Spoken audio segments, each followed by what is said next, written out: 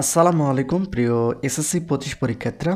তো সামনে তোমাদের পৌরনীতি ও নাগরিকতা বিষয় পরীক্ষা অনুষ্ঠিত হবে। তো এই ভিডিওর মাধ্যমে পৌরনীতি ও নাগরিকতা থেকে তোমাদের সাজেশন দেবো সকল বোর্ডের জন্য। তো বিষয়টা হচ্ছে যে পৌরনীতি ও নাগরিকতা তোমরা কিভাবে পড়বে এবং এর পাস মার্কটা প্রথম অবস্থায় তোমাদের একটু পরিষ্কার করে দেয়। পৌরনীতিতে যেহেতু 30টি এমসিকিউ উত্তর দিতে হবে, সেক্ষেত্রে সর্বনিম্ন 10টি।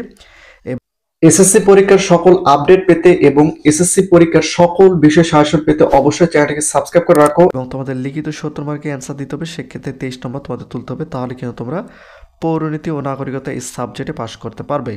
তো বিষয়টা হচ্ছে যে পৌরনীতি ও নাগরিকতা টোটাল কিন্তু তোমাদের 12টা অধ্যায় রয়েছে। এখানে তোমরা দেখতে পাচ্ছ এই 12টা অধ্যায়ের মধ্যে কোন কোন অধ্যায়গুলো তোমরা পড়বা বা কোন কোন অধ্যায়গুলো মিলে তোমাদের সৃজনশীল প্রশ্ন আসবে, এই ভিডিওর মাধ্যমে বিস্তারিত আলোচনা করব। আর বিষয়টা হচ্ছে যে পৌরনীতি ও নাগরিকতা এমসিকিউ সাজেশন অলরেডি আমরা ভিডিও আপলোড করে দিয়েছি।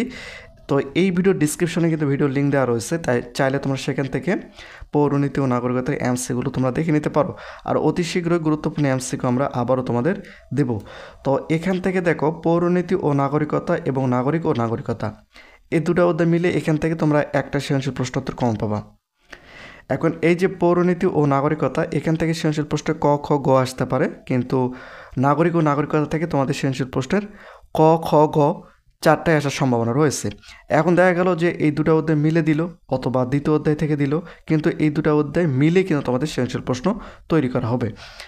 একই সঙ্গে এখানে তোমরা দেখতে পাচ্ছ, দেখো আইন ও স্বাধীনতা ও সাম্য এবং রাষ্ট্র ও সরকার ব্যবস্থা, এই দুটো অধ্যায় মিলে দুইটা সৃজনশীল প্রশ্ন এখানে তোমরা কম পাবা। আর বিশেষ করে এখান থেকে রাষ্ট্র ও সরকার ব্যবস্থা, এখান থেকে সৃজনশীল প্রশ্নের গ এবং ঘ তোমরা কম পাবা। আইন ও স্বাধীনতা ও সাম্য, এখান থেকে তোমরা একটা সৃজনশীল প্রশ্ন সম্পূর্ণ পেতে পারো। ক খ গ ঘ চারটায় তোমরা আইন, স্বাধীনতা ও সাম্য এখান থেকে তোমরা কমন পেতে পারো। আর নিচে তোমরা এখানে দেখতে পাচ্ছ, দেখো সংবিধান থেকে সম্পূর্ণ একটা সৃজনশীল প্রশ্ন তোমরা কোন পাবা। এই সংবিধান অধ্যায়টা তোমরা যদি ভালো মতো পড়ো, তাহলে এখান থেকে বাধ্যতামূলক একটা সৃজনশীল প্রশ্ন প্রতি বছরই আসে। এবার তোমরা যারা পরীক্ষা দিবা, তোমাদের ক্ষেত্রেও এখান থেকে একটা সৃজনশীল প্রশ্ন কিন্তু আসবে। আর নিচে তোমরা এখানে দেখতে পাচ্ছ, দেখো বাংলাদেশের সরকার ব্যবস্থা এখান থেকে সৃজনশীল প্রশ্নের গ এবং ঘ নম্বর প্রশ্ন আসবে। আমি তোমাদের বলে রাখি, বাংলাদেশ সরকার ব্যবস্থা এখান থেকে সৃজনশীল প্রশ্নের গ এবং ঘ তোমরা সৃজনশীল প্রশ্ন কম পাবা। একই সঙ্গে এই যেখানে তোমরা দেখতে পাচ্ছ, দেখো গণতন্ত্রের রাজনৈতিক দল ও নির্বাচন, এখান থেকে সম্পূর্ণ তোমরা একটা সৃজনশীল প্রশ্ন কম পাবা। এই অধ্যায়টা যদি তোমরা পড়ো, তাহলে এখান থেকে সৃজনশীল প্রশ্ন একটা তোমরা কম পাবা। এবং বাংলাদেশের স্থানীয় সরকার ব্যবস্থা, এখান থেকে তোমরা একটা সৃজনশীল প্রশ্ন সম্পূর্ণ কম পাবা। একই সঙ্গে নাগরিক সমস্যা ও আমাদের করণীয়, এখান থেকে সৃজনশীল প্রশ্নের তোমরা কিন্তু ক এবং ঘ তোমরা এই দুটো প্রশ্ন কম পাবা। নাগরিক সমস্যা ও আমাদের করণীয়, এখান থেকে তোমরা সৃজনশীল প্রশ্নের গ এবং ঘ তোমরা কম পাবা। একই সঙ্গে স্বাধীন বাংলাদেশের অভ্যুদয় নাগরিক চেতনা, এখান থেকে সৃজনশীল প্রশ্ন আসার সম্ভাবনা খুব কম, তবে সৃজনশীল প্রশ্নের ক খ আসতে পারে। বাংলাদেশ ও আন্তর্জাতিক সংগঠন, এখান থেকে তোমার সম্পূর্ণ একটা সৃজনশীল প্রশ্ন কমন পাবা। তো বিষয়টা হচ্ছে যে পৌরনীতি ও নাগরিকতা প্রত্যেকটা অধ্যায় মিলে কিন্তু তোমাদের সৃজনশীল প্রশ্ন তৈরি করে। তবে যেগুলো সবচেয়ে বেশি ইম্পর্টেন্ট সেগুলো আমি তোমাদের বলে রাখি। দেখো এখান থেকে তোমরা আইন ও স্বাধীনতা ও সাম্য এই অধ্যায়টা তোমরা পড়বা। রাষ্ট্র ও সরকার ব্যবস্থা পড়বা। সংবিধান এটা তোমাদের বাধ্যতামূলক পড়তে হবে। এখান থেকে গণতন্ত্রের রাজনৈতিক দল ও নির্বাচন বাধ্যতামূলক তোমাদের পড়তে হবে। একই সঙ্গে নাগরিক সমস্যা ও আমাদের করণীয় এই অধ্যায়টা তোমাদের পড়তেই হবে। একই সঙ্গে এখানে নিচে যে দুইটা অধ্যায় রয়েছে, স্বাধীন বাংলাদেশ অভ্যুদয় নাগরিক চেতনা এবং বাংলাদেশ ও আন্তর্জাতিক সংগঠন, এই দুটো অধ্যায়ের মধ্যে বাংলাদেশ ও আন্তর্জাতিক সংগঠন এই অধ্যায়টা বাধ্যতামূলক তোমাদের পড়তে হবে। তো এখান থেকে যেহেতু তোমাদের 7টি সৃজনশীল প্রশ্ন উত্তর দিতে হবে, সেক্ষেত্রে প্রত্যেকটা অধ্যায় তো পড়ার প্রয়োজন নেই।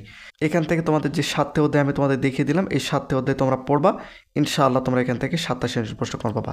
আমি তোমাদের আবার বলে দেই, এখান থেকে তোমরা আইন ও স্বাধীনতা সাম্য, রাষ্ট্র ও সরকার ব্যবস্থা এবং সংবিধান এই 3টা অধ্যায় এখান থেকে তোমরা বাধ্যতামূলক পড়বা। একই সঙ্গে গণতন্ত্রের রাজনৈতিক দল ও নির্বাচন এবং নাগরিক সমস্যা ও আমাদের করণীয় এবং এই যে স্বাধীন বাংলাদেশের অভ্যুদয় নাগরিক চেতনা, বাংলাদেশ ও আন্তর্জাতিক সংগঠন, এই অধ্যায়টা ইম্পর্টেন্ট না হলে তোমরা এই অধ্যায়টা পড়বা। এখান থেকে এই 7টা অধ্যায় যেগুলো তোমাদের দেখে দিলাম, এই 7টা অধ্যায় তোমরা অবশ্যই বাধ্যতামূলক এখান থেকে পড়লে পৌরনীতি নাগরিকতা থেকে তোমরা 7টা সৃজনশীল প্রশ্ন অনায়াসে কিন্তু দিতে পারবে। তোমাদের মধ্যে হয়তো অনেকে প্রশ্ন করতে পারে যে ব্যাকগুলো অধ্যায় তো আমি দেখে দিলাম, তো তোমাদের যেভাবে প্রশ্ন তৈরি করে আমি সেভাবে বললাম, তোমাদের প্রত্যেকটা অধ্যায় থেকে কিছু কিছু অংশ নিয়ে তোমাদের সৃজনশীল প্রশ্ন তৈরি করবে। সেক্ষেত্রে ইম্পর্টেন্ট যেগুলোতে আমি তোমাদের দেখিয়ে দিলাম, সেই অধ্যায়গুলো একটু ফোকাসে রাখবা, তাহলে পৌরনীতি নাগরিকতা থেকে তোমরা ভালো একটা রেজাল্ট করতে পারবে। তো প্রতিনিয়ত নতুন নতুন ভিডিও পেতে অবশ্যই চ্যানেলটিকে সাবস্ক্রাইব করে রাখো।